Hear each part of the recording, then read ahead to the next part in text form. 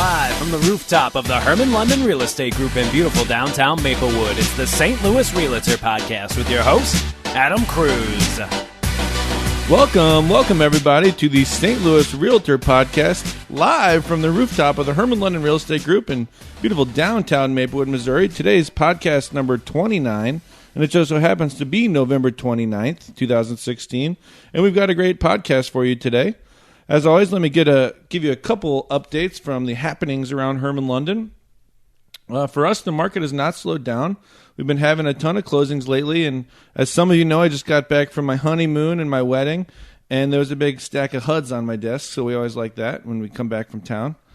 We're excited for our upcoming business planning retreat on December 6th. We're switching up the format again this year, and it's going to be an all-day event.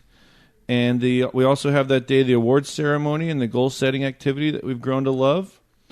After that, on December 13th, we've got our company sales meeting. And this week, it's going to be all about listing presentations. After that, we're going to head to Hacienda for the company holiday party. I've been meeting with a bunch of different agents from our company and helping to make sure they have their marketing plans intact. It's kind of interesting to see the different statuses of their businesses and what their goals are and what their plans are and how they want to achieve it. So I love meeting with them and seeing how I can help them figure out what they're going to do with their business. And just a quick update on my latest rehab. We're rehabbing this 4-family building at 4922 Wise in the Grove. We finally completed it, actually. We got it on the market. It's listed for $245,000. Like I said, it's a 4-family building, and 2 of the units rent at $615 and 2 of the units rent at $650. So if you have an interested buyer or if you want any more information about buying investment properties like this one's going to be a great cash flowing property, and we'd love to go through the numbers with you. So without further ado, we have a very special guest here today. We've got Nate Johnson, and it's going to take me about a half an hour to go through all of Nate's titles. But Nate is the past St. Louis Association of Realtors president from 2011. He's currently a YPN board member. He's the 2016 treasurer for the Missouri Association of Realtors. He's about to be the president-elect of the Missouri Association of Realtors. He's the owner of Real Estate Solutions, and he's an okay guy.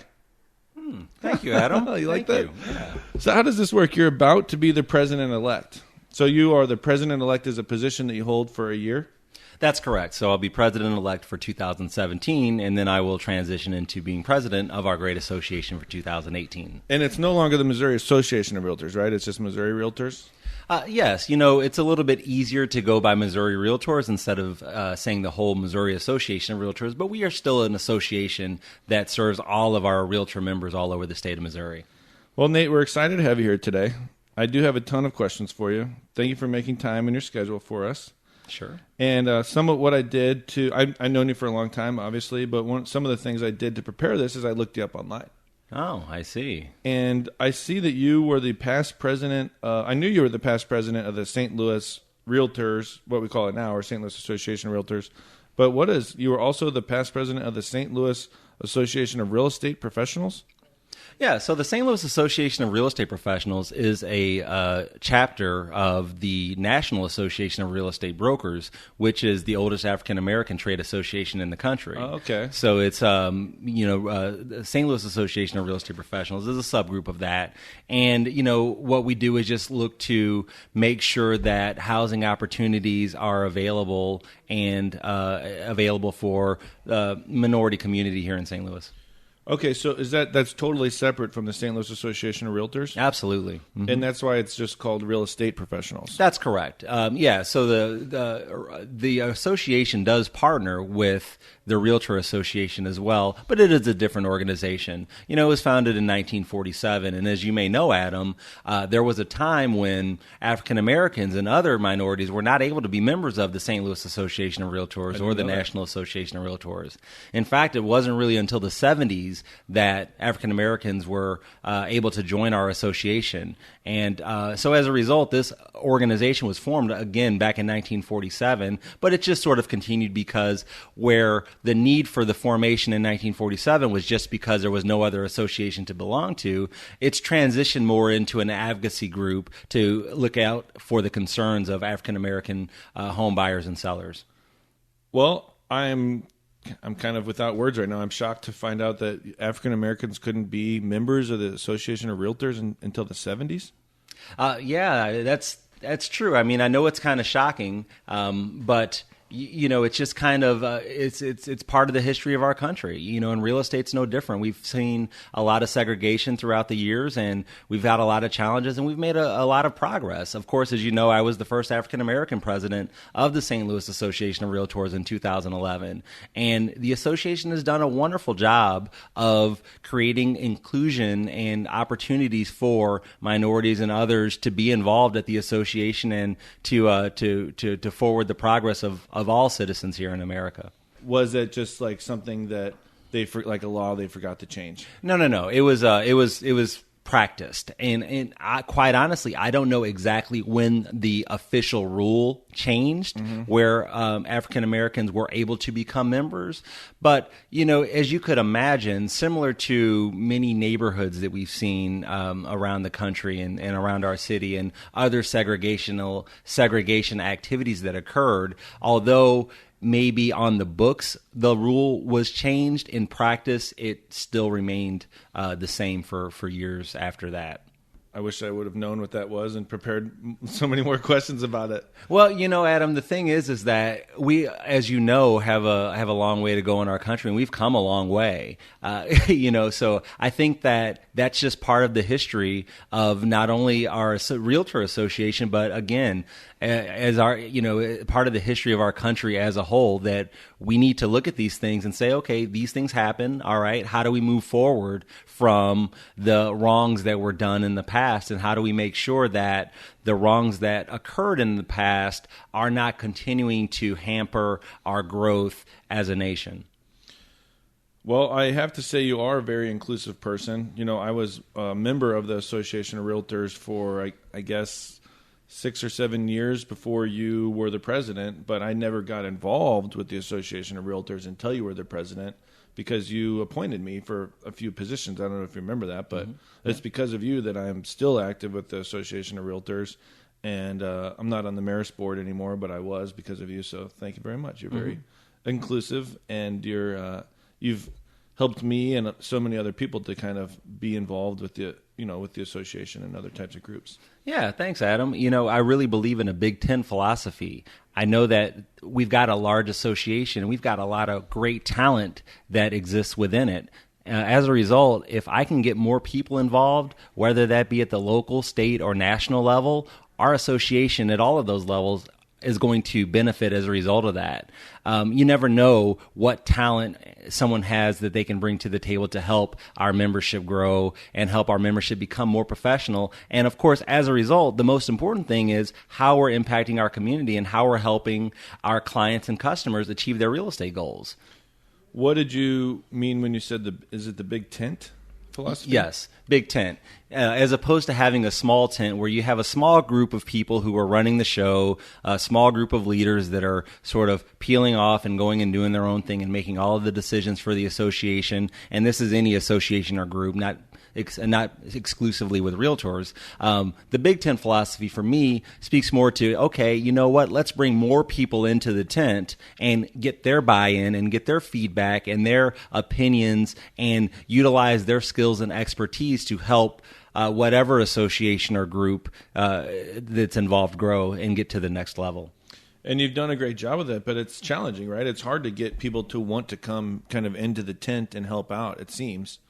Yeah, it can be challenging, certainly, because for some people, what their belief is, and this is, speaking specifically for the Realtor associations, what occurs is that they feel that they don't have time to volunteer their efforts for association business when they have their own real estate business that they should be focusing on. And I think that that's a misconception, because what I found in all of my years of being involved in association leadership and association activities is it's really helped my business get to the next level every step of the way. I've grown not only professionally, but I've made some great friends with, so my personal relationships have grown. I'm just a much better person overall and a better businessman as a result of my volunteer efforts within the association. And I was going to ask you later, but you brought it up, so let's talk about it. Why should other realtors get involved like you've done? And it sounds like you learn how to be more professional. You learn how to be more successful in business. I mean, you learn, I guess, what's going on in the real estate industry. Yeah, absolutely. You hit exactly a few of the things that are extremely important and extremely valuable to being a part of the association business. Here locally, what I've found is that being involved with the association, I was able to network and meet with fellow agents and fellow realtors that I'm doing business with each day. And as you know, Adam, when you're working on a transaction with someone on the other side representing the buyer or seller, it's a much smoother transaction for everyone. So that has really helped from that standpoint. I've gotten direct business opportunities, referrals, someone who I know that works in a particular part of town who may not work in an area that I work in, they've referred me business. So that's direct business opportunities that have occurred. We mentioned the professional development. Sitting here with you today, Adam, doing this podcast, this is something that without my experience in association leadership and roles there and having training that has been provided to me, I may not be comfortable sitting in front of you having this conversation. So this is something that the association has invested in me to prepare me to help lead our association. And then, again, I mentioned the friendships that I've made. I count you as one of them. Oh, thank you. Great friends and just talking about business. And you know what? I have a wonderful family and love them to death, but there's some things that they just don't understand about my business. And it's always great when I can have conversations with my fellow realtors about issues that they're facing and how they deal with certain issues and challenges. And again, it just helps get to the next level and helps me be a better overall person. Okay, and so sorry to be just sort of jumping around. I just prepared all these questions. You're also on something called the Smart Growth Advisory Board. Is that through the Realtor Association, or is that something totally different? Yeah, so the Smart Growth Advisory Board, I'll actually be the 2017 chairman of the Smart Growth Advisory Board, and this is for the National Association of Realtors. Okay. And what happens there is what we do is we work to educate realtors on how they can implement more smart growth principles within their communities. And when I say smart growth, what we're talking about is how do we build our communities in a sustainable way, where we're taking into account not only the built environment, which is the houses and businesses built homes and factories and commercial spaces, but we're also taking into account the natural environment, and we're marrying these things together to see what is the best use for the community. And not only what is the best use for now, but what's going to be the best use for my children and my grandchildren. How do we sustain certain things? And smart growth is not about no growth. It's about growing appropriately. We want to see more density in areas that call for that. We want vast open spaces for areas that call for that as well. So it's about creating a balance and not just having development take place haphazardly, but having development occur in a thoughtful way where the community is taken into account, where not only what's going to happen over the next 20 years is considered, but what's going to happen over the next 50, over the next 100 years. What's that going to look like? We're here in St. Louis, Adam, and as you know, we've got a beautiful history of historic architecture here and beautiful neighborhoods and wonderful parks and all of that. And there were some thoughtful thoughtful leaders that we had at some point that said, hey, this is worth preserving. This is worth maintaining, and let's not, bulldoze the art museum or bulldoze the things that are in Forest Park and build a bunch of houses there. Let's maintain that open space so that our children and grandchildren can enjoy that. So in every different municipality, they have kind of city planning meetings and that type of thing. Do they get realtors involved, or do they get people from your Smart Growth Advisory Board involved, or how do you take kind of what you learn on that advisory board and sort of share that information or the ideal plan with, the cities or the people who are kind of deciding where they're going to put the next Wal-Mart or any of that kind of stuff? Yeah, so we work with other realtors. These are realtor-led initiatives. And one of the things that we've got with the Smart Growth Advisory Board are grants. So we have grants that are available for local and state initiatives so that associations can bring in professionals and experts to help them in their planning processes, or help them in maybe implementing a placemaking initiative, which would be creating a trailhead or maybe a park bench or something like that. An example, I was recently in Carrollton, Georgia, and one of the things that happened there, the local realtors wanted to bring me in to give a presentation to them, as well as other community leaders and elected officials, to discuss some of the keys to smart growth and to help them make sure that they're planning in a way that takes all of these things into consideration. One of the challenges that they had was the zoning that was taking place. Some of the zoning rules that were in place just weren't quite as appropriate as they should be for building a community in a 21st century way. So what my goal is to go down there and talk to the county council and the mayor and others, and help them perhaps see how their community could look if they would consider some other sorts of planning initiatives. And this is all very recent, but from what I've heard, they've had some good results as a result of the the meeting that we had, and I hope that will continue. And I think that that's exactly what the Smart Growth Advisory Board is good for, is to help to open the eyes of local elected officials and local realtors and other community leaders on what opportunities for sustainability and growing your community in an appropriate way exist for them. Wow, okay. So do you have any tips for the realtors who are listening about any upcoming changes in the industry or new tools and boards? I mean, I remember just a couple of years ago, just as a quick example, we changed the super box. Is there anything on that level, or much bigger picture that we should be aware of?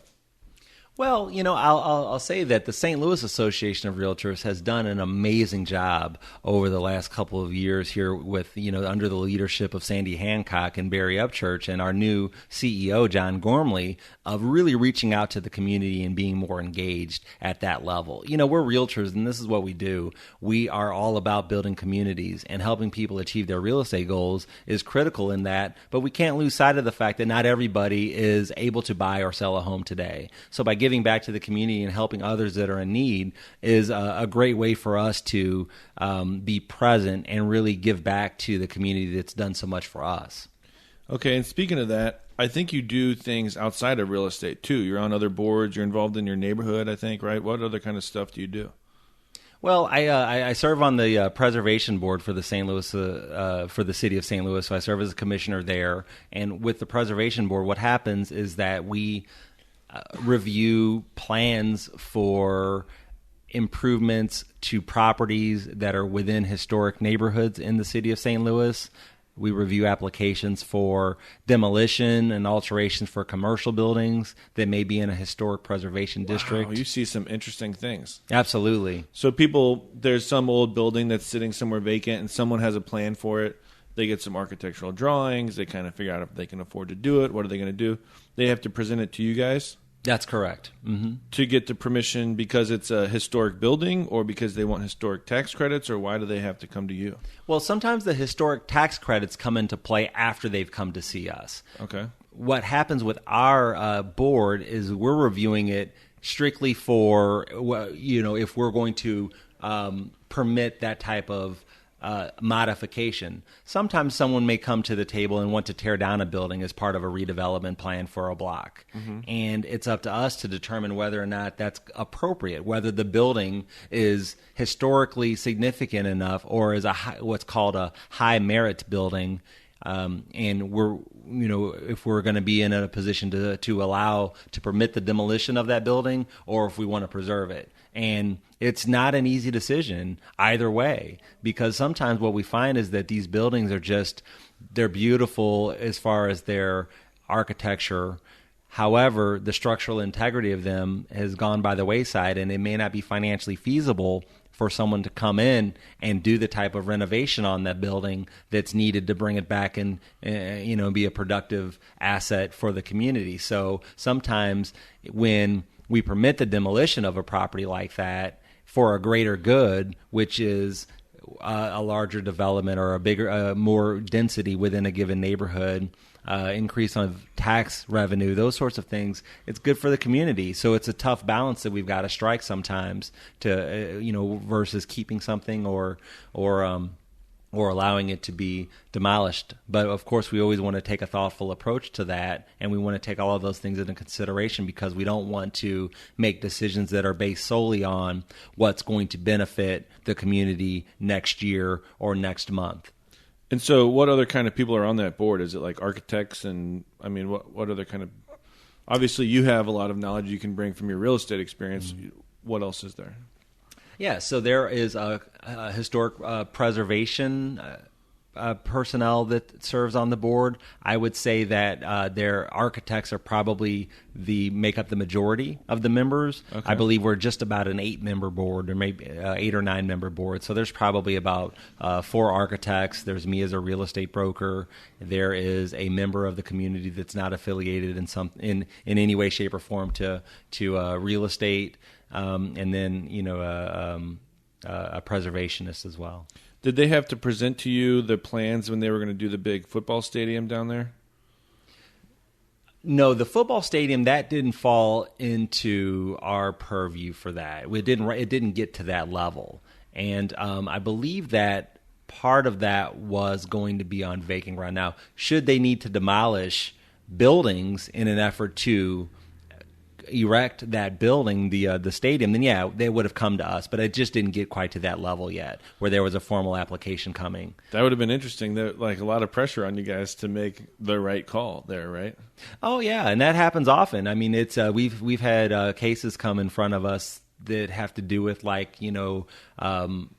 Barnes Jewish Hospital, and maybe a property that they want to, a historic building that they want to take down as part of their redevelopment efforts, or you may have heard of the case with the Peevely building. That was a big deal coming forward, and often sometimes what we're looking at too is buildings that are they going to conform with historic standards and guidelines? An example of that would be in the Loop, in the East Loop, where there is now going to be I think it's a 25 to 30-story building, residential tower that's going to be constructed there. And that was a pretty contentious issue because there was a lot of folks that did not want a building of that scale in the neighborhood. But at the end of the day, the Preservation Board decided that it conformed enough.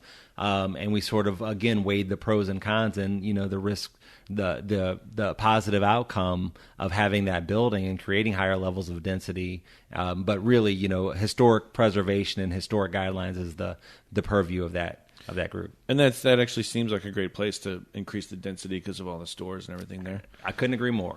As part of being on that board, do you get to go and look at the buildings, or like you said that sometimes it's based on structural integrity and that type of thing? Is it more like you're reviewing structural engineer reports, or do you get to kind of go and walk through these cool buildings? Well, we're blessed to have a great staff that serves and provides a lot of detailed information for the board. They actually go out and take photographs and do all of the sort of legwork and then presents us with nice high quality reports that have photos and descriptions of everything they're seeing. Okay, so Well, I got to ask, you're such a well-spoken guy. What did you do prior to real estate? Did you teach Toastmasters classes or something? Like, what did you do? What did you do before this? Real estate has always been my thing. I'll tell you, when I was around 12 years old, I told my mom, maybe we should buy this house so we can rent it out. Really? And I just always had a passion for real estate. And at the time, it was more about buying homes and property as an investor and Right. wanting to be a landlord and that sort of thing. But then once I found out about how to get into real estate and I got my real estate license and became a realtor and started helping people buy and sell homes, I just fell in love with that. So it took off, and of course I invest as well, but my passion is with helping people achieve their real estate goals, and it's just been a rewarding career for me, and I wouldn't be doing anything else, and I'm fortunate that I got an opportunity to be a part of it. Yeah, great, and I'm lucky to have you here. Is there anything other than the preservation board outside of real estate, other boards you're on, or anything you want to mention?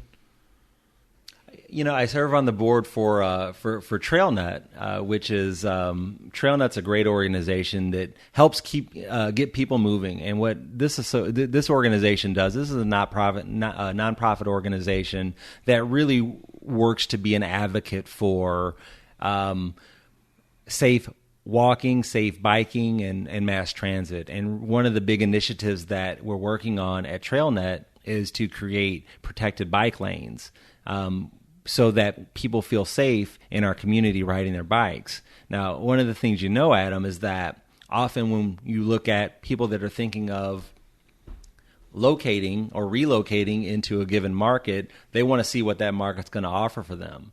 We're obviously very concerned about recruiting and retaining talent and the creative class.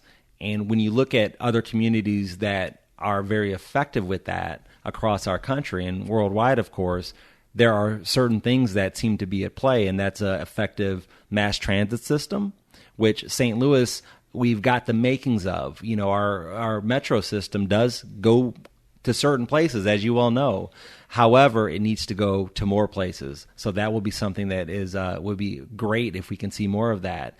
Having those protected bike lanes will really help people get to and from places a lot more in a more safe fashion than they currently do. And that just speaks to a more forward-thinking community, and hopefully that will be a place that is very attractive for folks who are thinking about making decisions on relocating their family.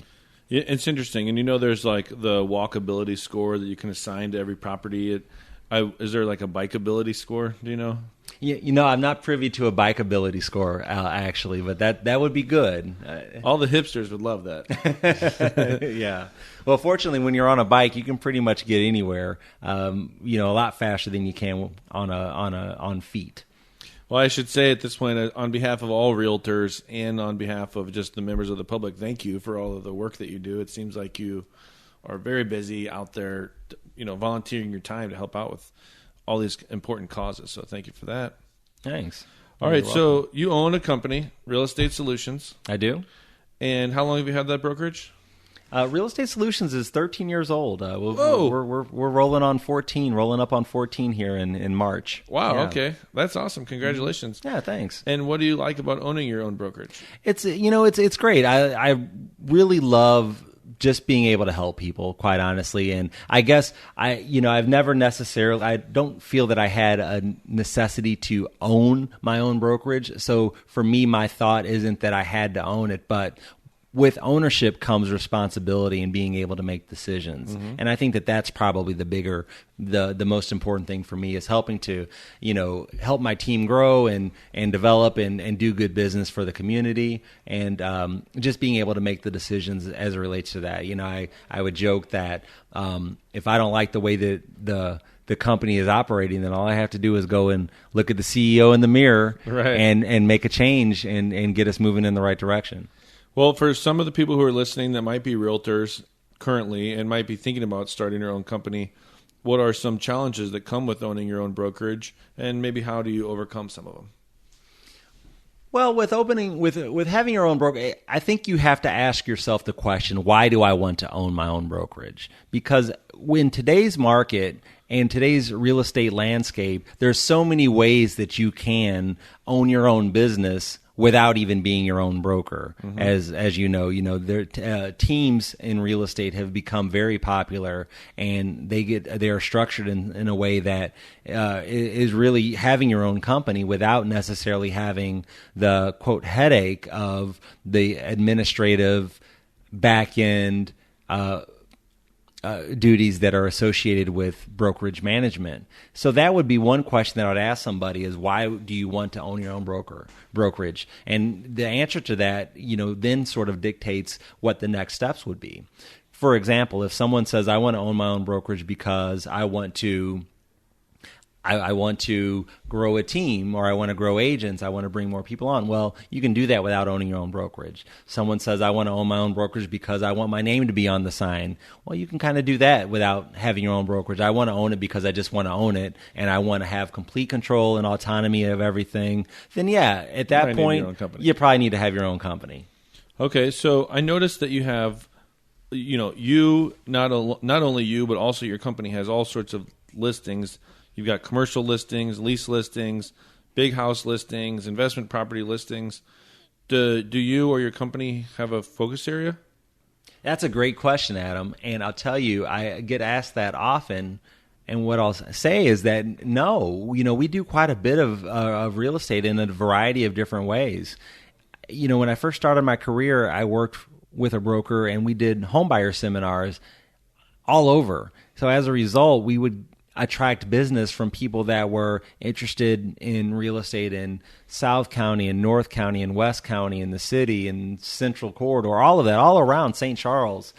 So that's how my business grew. And I just, majority of our business comes from referrals and from our network. So when you build referral networks and relationships with people all over the region, then as a result, your business comes from all over the region. And similar with commercial, as I started to get commercial training several years ago with taking the CCIM financial analysis for commercial investment course and really learning the ins and outs of commercial investment, that sort of took me to another level with my commercial opportunities that were being presented to me. So now, with our team of 12, we've got people that are specialized in certain sectors of our market, but as a company overall, we handle the entire St. Louis region on this side of the river, St. Louis and St. Charles County. Well, speaking of kind of having a diverse set of listings, you guys have an amazing listing in Eminence, Missouri. It's like a big, some sort of like resort with all sorts of cabins and stuff on it. So how about we quit our real estate businesses, buy that together, and go run a resort down in Eminence? Well, that's a great investment opportunity for someone who would like to have that lifestyle, certainly. I'll tell you, I love to travel and I love the outdoors. After about a week of it, I'm good. I'm ready to get back to the city. Okay, good. So I had a meeting today with my mentor, and he was mentioning that you have to have some mix of time, energy, and money. And he says, and if you don't have one, then you got to, use more of the other. Like if you don't have any money, then you need to put in more energy and time. So in relation to that matrix, do you or the people at your company have a certain way that you like to try to get business? You guys based on referrals? Do you do tons of advertising, or what's your formula? The majority of our business is from referrals and relationships. You mentioned time as being one of those important key factors, and that's extremely important. We've got our team built in a way where we've bifurcated some of the duties so that our agents they don't have to do everything. We've got great support staff that takes care of a lot of the marketing for them and a lot of the administrative work for them so that they can focus on actually helping people achieve their real estate goals and meeting people, because those are the things that are going to help them be successful in this business. They're not going to be successful if they're spending half of their day working on paperwork in the office. That's not what they got in the business for, and that's not what their skill set is likely going to be. Okay, so before I jump into some of my other questions, I know everyone has to be sitting here thinking, this guy is really interesting, right? So because of that, I want people to know how they can get a hold of you or follow you. You tweet and all that, right? I have a Twitter account. You have a Twitter account. Do you want to share us some of your contact information? Yeah, sure. You can find me on Twitter at Nate K. Johnson. And, you find me on Facebook. You type in Nate Johnson. I'm sure you'll find me. I'll pop right up there. Okay. Phone number? Are you willing to share that? Yeah, sure. You can reach me at 314-514-9600. Okay. Anything else? I mean, any other contact infos? You can always do Snapchat or anything? I don't Snapchat, so I don't know. Do you do that with public or just friends? I actually just got a Snapchat account the other day, just to make the silly faces that you can make on it. Yeah. But I don't think I have any Snapchat friends or anything like that. I don't know exactly how all of that works. Do you post photos on Instagram? I do, yeah. What's your Instagram handle? You know what? My Instagram handle I don't know. It's probably Nate K. Johnson. But I post quite a bit on Instagram the more I think about it. Okay, good. Well, so you've told us all about this different stuff that you do, but something we haven't mentioned is that you're also a family man. Mm-hmm. And so one of the things that's important to me is that, one of my big goals is to have balance. And so I want to have my successful business, and I want to have a successful family life and have time for myself and all that kind of stuff. So I'm your Facebook friend. Obviously, I see that you do stuff with your family all the time. It's not like you're just working constantly and you never see your family. How do you find that balance? How do you find time to do all this stuff and still seem to be an amazing father and husband? Yeah, it's. Are we recording that? The amazing father and husband part? I need that. I'll take sure that home. Your wife listens. I'll tell you, I recognize that I'm never going to have a chance to see my children grow up again. Right. So that's extremely important to me to make that happen. It also coincides with the same time that I'm growing my career. So I need to make sure that happens as well, and I don't miss out on those opportunities too. So you said the word balance, and it's really all about balance. It's about, for me, working all the time that I'm working and being present with my family all the time that I'm present with my family. I try not to... work is a very fluid sort of thing for me often as it relates to how I develop my business, because as you mentioned, you may see me on Facebook and I'm out at a festival or at a concert. Always at every festival. Yeah, so I'm out there and, I'm often there with my family and we're having a great time. But that's also a business opportunity for me because I'm meeting people at these festivals, I'm connecting with people, I'm seeing people that I know, so I'm having the opportunity to reconnect with people that I know. Okay. So that sort of thing. So that's where it crosses over, where the business and family kind of mix. And I don't know if you have if you read my newsletter that I send out. But I often will have pictures of me and the family out hanging out as part of what I'm talking about as far as the events that are happening in St. Louis. So that kind of works. But when I'm at home, it's 6 o'clock or 7 o'clock at night, and I'm sitting there with having dinner with my family. I'm not answering my phone. It's in the other room, or it's playing music or something, and I'm spending that quality time with them. So that's what it's about, is being who you're with when you're with them.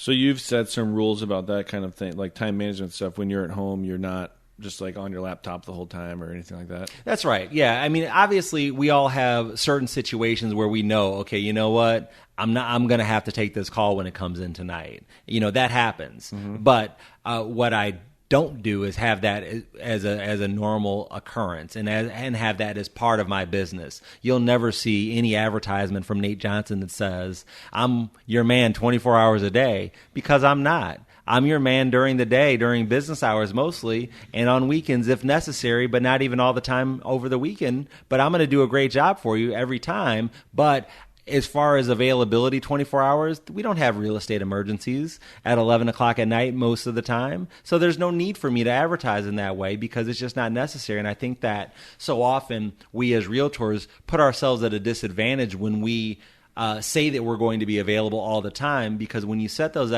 expectations for your clients, then that's what they expect. So when you answer the phone at 9 o'clock at night on Monday, and you don't answer at 9 o'clock at night on Wednesday, you've upset somebody. Right. But you've also gone to extreme lengths to make sure that you have a good team around you, right? So it's not like you're letting things fall through the cracks. You've hired great people to help you out. Absolutely. That's a great point, Adam. I'll tell you, I really want to do all that I can to focus on my unique zone of genius. So I want to do the things that I do best and that I'm uniquely gifted to do within my team. And I want to let them do what they're best at on the team. So yeah, I have an amazing team around me, and they support me and I support them, and we support each other, quite frankly, because I'm good at a lot of things. There's a lot of things that I'm not good at, but I've got people on my team that are great at those things. So the things that I'm great at, they may not be great at. So it balances out and it works itself out in a great way. I was going to say, you're probably not the guy to talk to about every latest episode of every show on Netflix or whatever, right? Right, yeah, that's not me. That's not you, because you're busy. You're out doing stuff with your family, or you're working, that kind of stuff, okay? Anything else you want to mention? Before I jump into my 5 questions I ask every guest, I'm sure you've heard them because you listen to the podcast. Do you have any other things you want to mention before I jump in? I just want to thank you for having me on the show. This has been a great experience. I'm glad that you're involved in the realtor community, and the Hermann London Group is a great company, and I'm really glad to see that you have had success, and hopefully you'll continue to have that for years to come. I'm sure you will. Thank you very much. And yeah, I mean, people ask me, why would I want to have a realtor from another company on the show? Because I'm like you. I'm inclusive, and I think we can all learn from each other. And having this microphone in front of me kind of gives me the opportunity to interview someone like you, right? And maybe you would have gone and got a beer with me today, but I've through the podcast I've got to meet and interview and learn from a lot of interesting people. So we thank you for being here as well. All right, so my 5 questions. Some of these, they're not that personal, but if you don't want to share, that's fine. So who lives under your roof? Me, my wife, my 2 children, and my cat. You're a cat guy? I thought you had a dog. You know what, Adam? We had a dog and a cat, and unfortunately, our 10-year-old dog, just passed away just a couple of months ago. I'm sorry to hear that. Dogs are the best. Yeah, she was a good dog. Okay, so where are you your best? I am my best when I am in front of a group of people.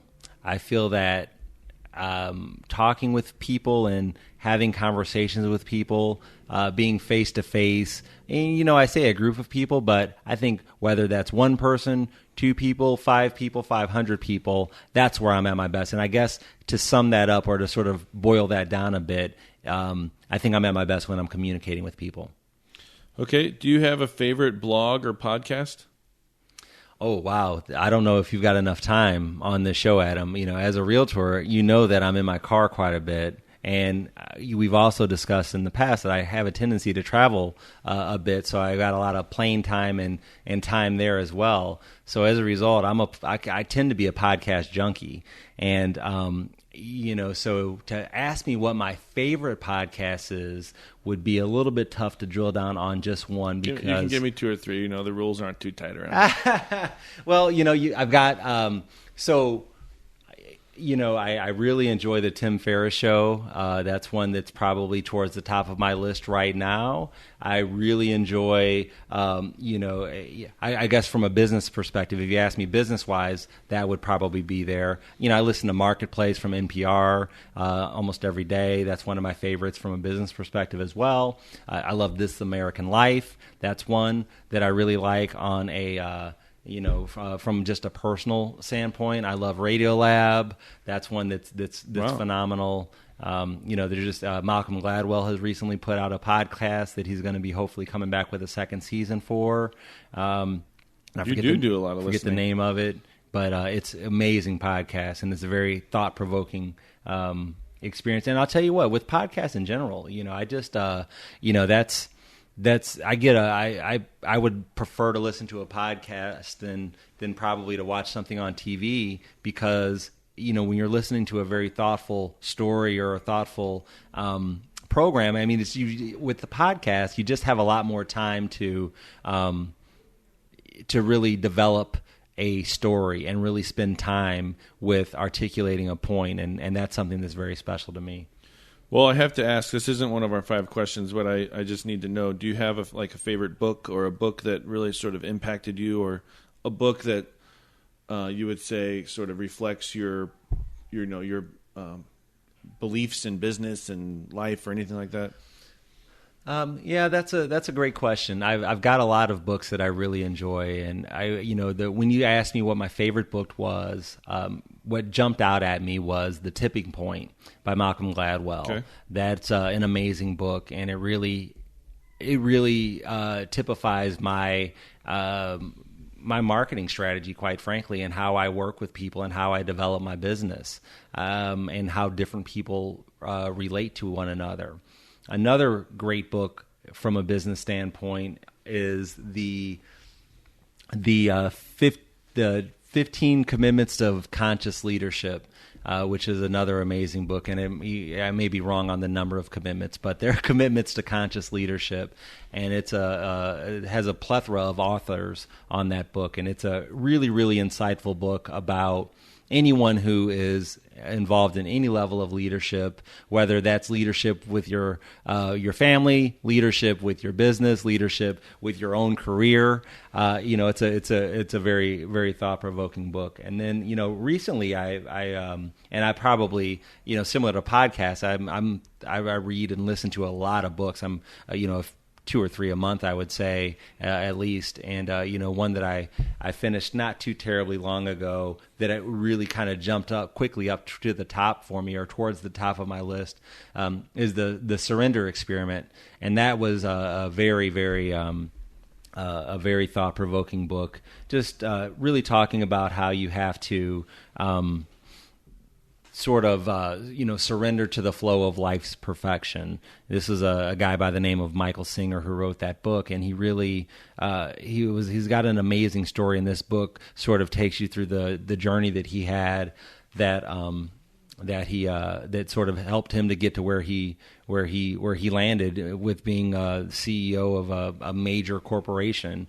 So that was another great book. And then Suffering by Thich Nhat Hanh, who is a Vietnamese monk and a Buddhist monk, and he, that's just a very, very, very rich book that I often refer to at night or in the morning, just to help me clear my head or get prepared for the next day, or get prepared for a good night's sleep, and just how to be thoughtful and mindful, and really appreciate and enjoy what life has to offer. Good. Okay. I've got a lot of book reading, I listen to books like you do. So what's your guilty pleasure? My guilty pleasure is, sometimes I get caught up on some TV shows and I just binge watch them like in the middle of the night, several hours at a time. And, depending on what's going on, I tend to latch onto a show and just watch it and watch it and watch it. And I'm often very well behind of the show. For example, right now I watch Homeland. That's my middle of the night Netflix. That's your Nate time, I guess. That's the only kind of time you really get to yourself, maybe. Well, I don't want to paint the picture like I don't have any time on my own, but yeah, I definitely, if I'm, maybe I'm not gonna be sleepy for a few hours, or maybe I just don't want to go to sleep. Maybe I want to clear my head and think about somebody's problems who are much worse than mine or much different than mine, I guess. And I say problems. I don't really have any problems, but we all have opportunities and challenges that we exist with, and sometimes it's always good to just put yourself in a position to say, you know what, I'm not going to think about anything going on in my life for a little while, and let me focus on, maybe entertainment or something else that's going on. Okay, and lastly, before we wrap it up and I let you go, I'm sure you're busy. So who is your mentor and how have you thanked them? Who is my mentor and how do I thank them? How have you thanked them? How have I thanked them? Either way, whatever. Mentor is it's an interesting question, because what I like to think is that the world is my mentor. I think of so many people. I've been blessed to have had an opportunity to meet and become friends with and just have interactions with so many amazing people, and I always get a little bit from them as far as what's helped make them successful. So as a result, that helps make me successful. And what I always want to give back is I always want to make sure that I'm helping somebody else. Just like someone has helped me, I think that the best gift that I can give to any mentor is by mentoring someone else. Because again, we're all in this together as a community, and if we're working together to help get somebody to the next level, you may have heard the saying, a rising tide lifts all boats. And I truly believe that, Adam. So for me, if I can help someone with anything that they need help with to get to the next level, then that's what I think that's the best gift that I can give to a mentor. And that's certainly the best gift that someone can give to me, is helping somebody get to the next level. Wow. Well, thank you, Nate, very much for being on the show today. Nate K. Johnson, pretty much at anything if they want to get a hold of you, right? That's right. All right. And we appreciate it. As always, for anyone listening, if you have questions, comments, any guests you want to suggest to us for the future, just email podcast@hermanlondon.com.